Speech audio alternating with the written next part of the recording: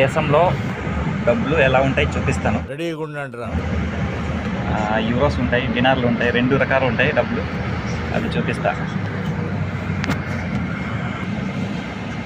ఇదిగోండి చూపిస్తాను డబ్బులు.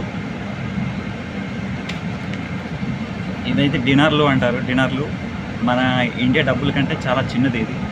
మన ఇండియా డబ్బులు ఇక్కడ ఒక డినార్ అయితే మన ఇండియా డబ్బుల్లో అయితే కన్వర్ట్ చేస్తే 70 పైసలు అవుతుంది. దీన్ని డినార్ అంటారు. ఈ సెర్బియా దేశంలో యూజ్ చేస్తారు ఇది. ఇంకొకటి చూపిస్తాను, అది యూరోస్ అంటారు.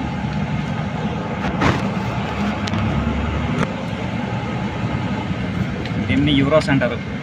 ఇది 5 యూరోలు, 5 యూరోస్.